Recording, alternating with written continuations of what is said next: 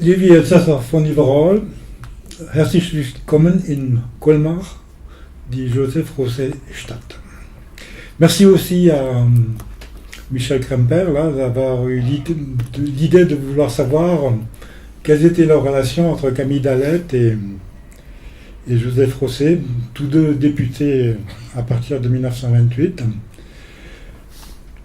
Et donc je vais essayer de répondre à sa curiosité, puisque dans le temps j'avais commencé à réunir une documentation sur Camille Dalette en vue de faire une biographie.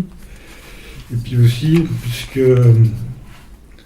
j'ai consacré un petit chapitre à Dalette dans mon dernier bouquin sur les 16 Alsaciens qui ont dit oui au maréchal Pétain le 10 juillet 1940. Alors, c'est une relation intéressante à suivre, surtout que les points de départ de chacun sont différents, sinon opposés. Et j'ai distingué 3 périodes dans cette relation. La première période, c'est une période d'opposition, pas frontale, mais de fond quand même. Ensuite, il y a une période unitariste, hein, ils sont unitaires, Dalette est unitaire, unitariste, avec Rosset, avec les catholiques, unitariste pour deux, même plus. Et la troisième période, c'est la guerre et l'après-guerre, et donc c'est le champ de ruines. Alors, la première période. Les deux hommes sont différents, bien qu'ils aient aussi des points de ressemblance. Dalette, il est classé par la presse parisienne, notamment Le Temps, comme libre penseur. Alors qu'est-ce que ça veut dire? Ça veut dire clairement que c'est un franc-maçon, un laïc, un radical socialiste, voire même un laïcard, un athée. Hein. Dalette, du point de vue de son tempérament, il a un côté narcissique, que Rosset n'a pas. Et tous les deux sont des hommes de presse et tous les deux ont le virus de la politique. Alors Dalette, comment il a commencé? Il est l'aîné, hein, il y a 8 ans qu'il les sépare, ou plus, je ne sais plus là. Donc Dalette aussi, il est plus bourgeois. Il est plus bourgeois que Rosset, plus urbain et plus français. Hein. Son père, alors j'ai un peu dit ce qui s'est écrit regardez ce qui s'est écrit sur Dalette. Personne ne dit vraiment, aucun auteur ne dit vraiment ce qu'était son père. Bon, c'était un couple alsacien-mosellan. Alors, donc, je ne sais toujours pas ce qu'il était son père. Dans l'acte de naissance de Dalette, c'est simplement marqué commis. Donc, a priori, il était dans les affaires. En tout cas, il était plus bourgeois. Et Dalette, le fils, va être dans le souvenir français comme lui. Et il s'active dans le souvenir français. Et il s'oriente vers la pharmacie, donc il étudie la pharmacie à Strasbourg. Là, il met son premier pied dans la presse. Il s'occupe de l'organe de la corporation de pharmacie, le H2S. H2S. C'est un organe satirique, un peu dans le style du Klapperstein de Stislin à Mulhouse. Et Dalette se fait aussi remarquer en 1900, c'est son premier geste public là qu'il met en avant là, avec 2 camarades de sa corporation, et il dépose une gerbe au pied du monument aux morts de Rapp hein, en 1909, le 2 décembre, le matin, une gerbe aux couleurs rose-nuisse.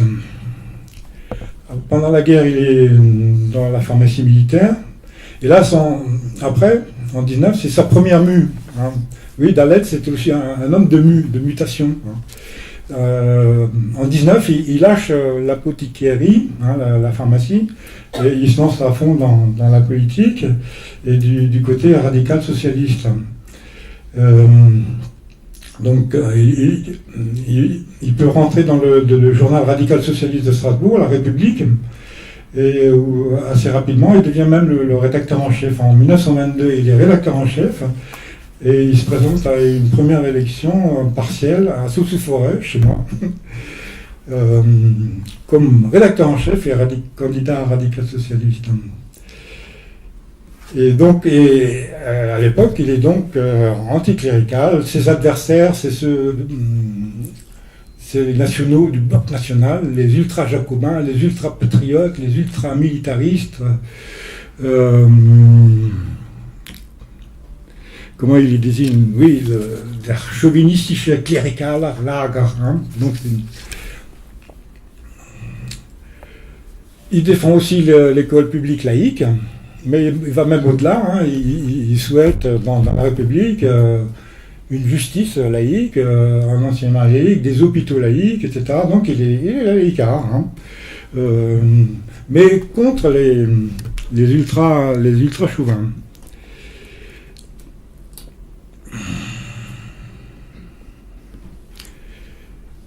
Mais en même temps, il y a des choses qui commencent à le gêner. Hein. Donc les commissions de triage, il trouve ça un peu excessif, enfin, ça le choque.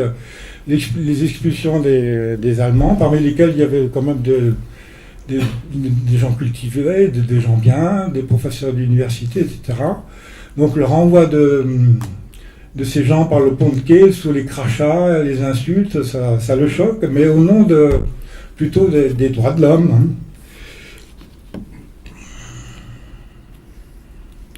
On lui attribue, il proteste contre tout ça dans la République, mais j'ai pas trouvé d'article, enfin j'ai pas consulté exhaustivement encore la République pour connaître identifier ses éditoriaux.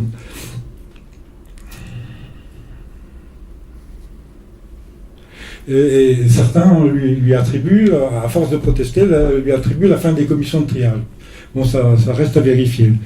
Donc, il y a une opposition sur la laïcité avec Rosset, mais en même temps des points communs. Rosset, à l'époque, est également un homme de presse. Hein. Il dirige le journal La Revue scolaire, Elsass-Lothringen Schulzeitung.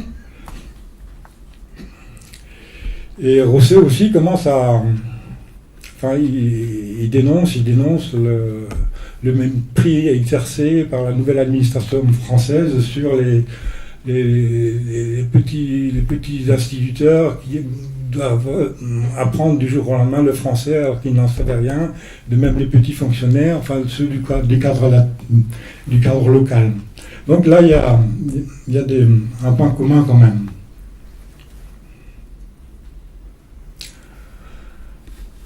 Alors, à l'époque de Herriot, 1924, l'émergence là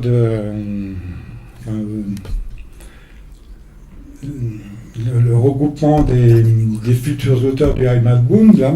Donc à ce moment-là, Dalet avec Georges Wolf, qui était son parrain, son mentor à la République, là, ils sont identifiés comme alsaciens néanmoins. Hein.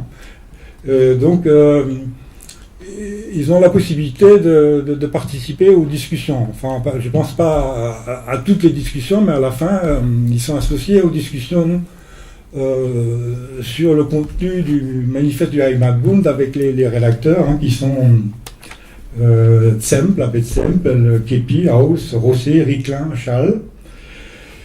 Et donc la question se pose, est-ce qu'ils vont signer? Et ils ne signent pas. Wolf et Dalet ne signent pas le manifeste de Heimatbund. Et pourquoi? Simplement pour un petit passage qui normalement demandait à la France de respecter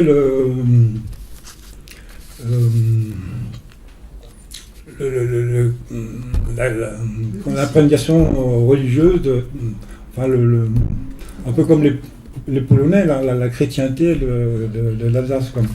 Et ils appelaient ça à l'époque la Weltausstellung. Hein, donc ceux du Heimatbund, Rosset en particulier, et il défendait la Christliche Weltanschauung de l'Alsace, et Wolf et Dalet, ça les faisait tiquer, ils étaient pour une Weltanschauung laïque. Donc ils ne sont pas signés à cause de ça, simplement un petit passage de quelques mots.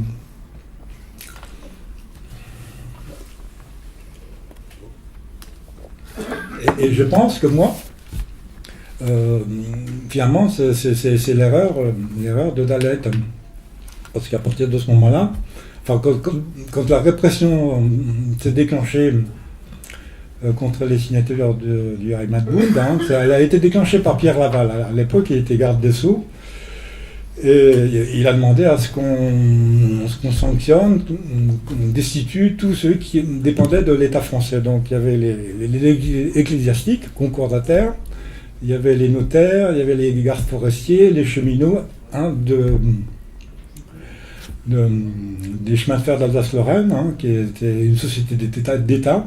Donc ça faisait une cinquantaine de personnes qui étaient menacées du jour au lendemain d'être suspendues, destituées, d'être sans ressources.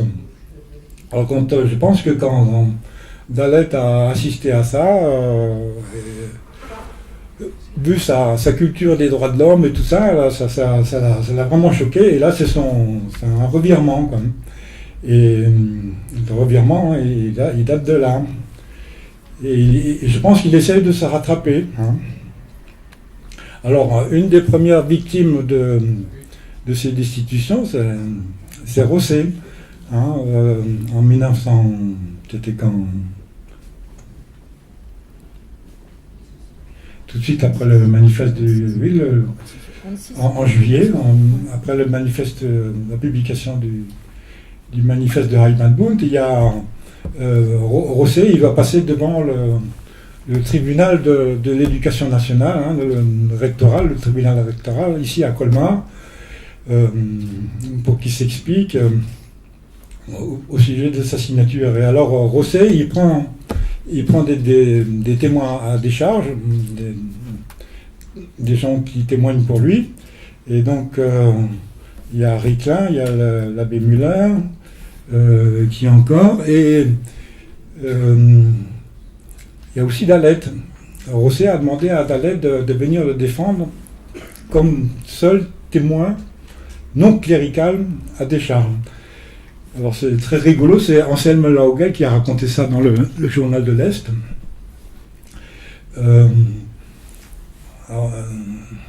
Donc Dalet, très fier de lui, enfin sûr de lui, il arrive, il rentre dans la salle avec un papier enroulé, un discours préparé. Alors, il avait préparé un discours sur les commissions de triage en pensant qu'on allait le questionner là-dessus. Et là, tout de suite, il a été désarçonné, déstabilisé. Le juge qui lui a demandé de s'expliquer lui a posé une question à laquelle il ne s'attendait pas et il a perdu tous ses moyens. Et donc, l'effet a été nul. Et Rosset a été donc suspendu, enfin il a perdu son poste d'enseignant. Et je pense que là, Dalet, ça lui a mis les pieds une fois. Et donc il a dû se dire, ça ne peut pas continuer de se passer comme ça. Donc l'épisode suivant, c'est les élections législatives de 1928. Poincaré, il avait fait jeter en prison sous prétexte de préparation de complot contre la France tous ceux qui risquaient d'être candidats et d'être élus par les Alsaciens. Donc Rosset est inculpé pour ces raisons-là et amené devant la cour d'appel, devant le tribunal de Colmar. En 1928, lui, Dalet, il se présente pour la première fois comme député et il est élu. Il est élu non pas avec l'aide de la Volkspartei, mais il est élu au deuxième tour. Il y a dans la circonscription de Saverne, il y a 2000 voix communistes qui se reportent sur lui et donc il devient député de Saverne. Alors franchement autonomiste. Encore 3 minutes, oulala. Donc, Dalet avait un conflit aussi avec les revenants. Il était choqué par les revenants. Je ne vais pas dire qui c'était. Il avait un revenant costaud dans son propre parti. Zinger, on en a déjà parlé. Et donc, Dalet s'était fait élire au conseil municipal de Strasbourg en 1925 avec Zinger. Mais tout de suite après, il se brouille. Une semaine, 2 semaines après, il se brouille. Dalet était encore rédacteur en chef de la République et Zinger lui demandait de passer un communiqué et Dalet refuse et donc et là-dessus Dalet démissionne et donc l'épisode suivant c'est la scission Wolf et Dalet du Parti radical strasbourgeois. Ils sortent un nouveau programme, Wolf et Dalet, un nouveau programme pour la Schwyz-Partei avec un laïcisme très modéré. Et donc, là, c'est très rigolo. Les radicals socialistes canal historique, ils dénoncent nos anciens camarades, les anciens radicaux socialistes, ils continuent de défendre l'école confessionnelle. C'est une trahison. Donc, ils demandaient aux scissionnistes de revenir dans le parti radical parce que pour continuer de défendre l'école laïque. Bien. Donc, Rosset est élu député de Colmar, mais son élection est invalidée.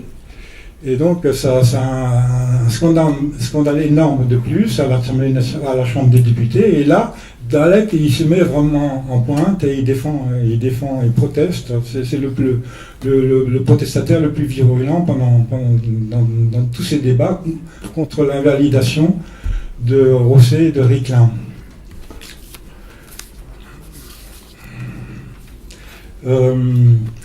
Dalet lance aussi un fonds de soutien pour les victimes du procès de Colmar. Il ouvre lui-même personnellement un compte bancaire pour recevoir les dons. Et ce compte bancaire à Strasbourg, il est le pendant de celui ouvert à Colmar, à la Elsässer Kurier, par l'abbé Egui. Et à ce moment-là, Dalet... il y a encore des débats très virulents en 1929 à la Chambre des députés sur le sujet de est-ce qu'il faut les gracier ou pas, et donc la Chambre a voté le maintien des sanctions contre le maintien de la validation de Rosset et de Ricklin. Là, il y a eu donc des débats très, très chauds aussi, où Dalet s'est mis en pointe. Et là-dessus, il publie le texte intégral, c'était la mode à l'époque, texte intégral de ces débats dans une brochure qu'il a financée lui-même.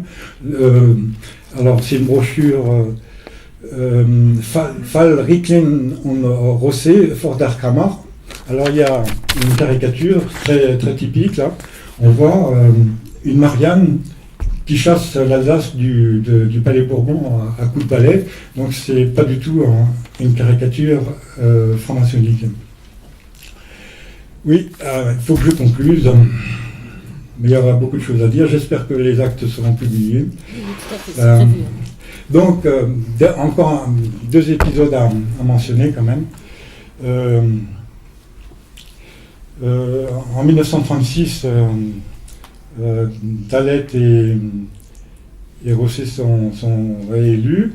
Dalet, cette fois-ci, il a le soutien de la Volkspartei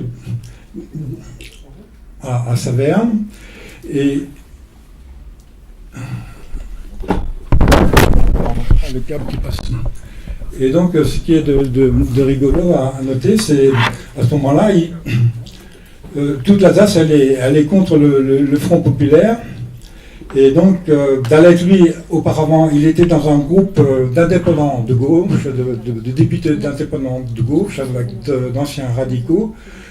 Et en 1936, après les élections du Front populaire, la Volkspartei crée un nouveau groupe parlementaire, uniquement Alsacien-Lorrain, ils sont 15.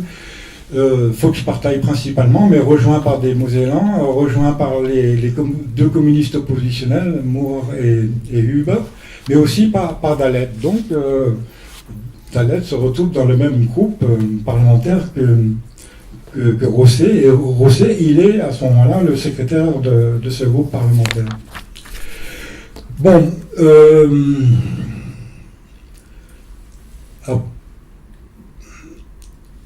pendant l'occupation, pendant l'annexion, Dalet, on le sait, est en relation plus ou moins suivie avec le groupe de Rosset à Colmar. Et donc le dernier événement fort qui a relié les deux personnalités, c'est donc le procès de Rosset à Nancy en 1947. Mai 47. Hein, non Mai 47. Oui, mai 47, oui. Et donc là, j'ai trouvé c'est un procès qui a été suivi de très près par l'Humanité d'Alsace-Lorraine, hein, et donc de manière hystérique. Hein. Il traitait Rosset de pétain d'Alsace, pétain alsacien. Et donc le reporter à Nancy, il avait remarqué que Dalet, il errait dans les rues de Nancy et pour chercher à intervenir dans le procès comme témoin à décharge. Donc soi-disant, il a pu être le dernier à parler en sa faveur. Et là, donc, on a un portrait communiste de Dalet. Alors là, cette fois-ci, il est présenté comme anticommuniste, toujours avec son chapeau alsacien, sa lavalière, et partisan de la séparation et de l'indépendance alsacienne. Alors dans ce procès, Dalet prend la défense de Rosset, notamment pour ses interventions. Il faisait des voyages à Vichy, donc il était venu à Vichy juste avant l'incorporation de force, pour prévenir la diaspora alsacienne de ce qui allait se passer et pour qu'ils émettent une protestation à temps que le maréchal Pétain devait répercuter et rendre public. Donc il y a les personnalités alsaciennes qui ont pu être réunies à cette époque-là à Vichy ont rédigé un manifeste, l'ont signé ensemble et l'ont présenté au maréchal Pétain, mais lui il n'a pas donné suite, soi-disant, selon certains, pour ne pas attirer des malheurs encore plus forts sur l'Alsace. Donc, et après, il y a le décès de Rosset en 1951, oui. Et la dernière chose qu'il ait dit, là, donc c'est Dalet qui a, à mon avis, a rédigé l'hommage posthume le plus fort, le plus politique de Rosset dans ses cahiers verts. Il a rappelé, donc c'est un texte en allemand, il a rappelé les qualités exceptionnelles de l'homme, sa grande force de travail, très grande force de travail, ses capacités intellectuelles supérieures, donc qui ont fait de lui le bras droit de l'abbé Egui et ensuite son successeur. Il a fait le décompte des années passées en prison, dans les prisons françaises de Rosset. Et pour quelles raisons? Donc, chaque fois, c'était pour des motifs différents, atteinte à la sécurité intérieure, atteinte à la sécurité extérieure, et le troisième motif, il y a 3 motifs différents à chaque procès. Donc, la conclusion. Malgré l'opposition de départ entre laïcité et pas laïcité, les deux hommes se sont rejoints, et je pense que Dalet, sans arrière-pensée, sans plus aucun chipotage, comme en 1926, au moment du manifeste de Heimatbund, il a soutenu Rosset.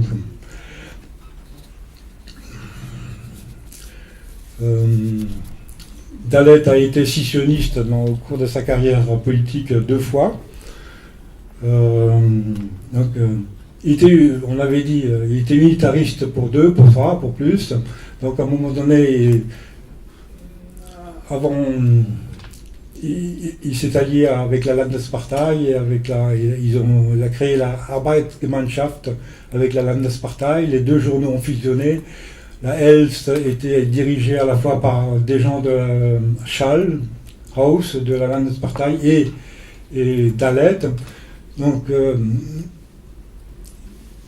Dalet a scissionné du parti radical socialiste, puis il a scissionné de cette Arbeitsgemeinschaft, mais plus après de Rosset. Bon. Par contre, Rosset, lui, il a jamais scissionné, il a jamais séparé, il s'est jamais séparé, et il a essayé de préserver, malgré les différences d'opinion au sein de la Volkspartei, et il a tout fait pour préserver cette unité jusqu'au bout. Quoi. Et ma conclusion personnelle, c'est Rosset hat das griechische Elsass niemals verraten. Merci. Merci beaucoup.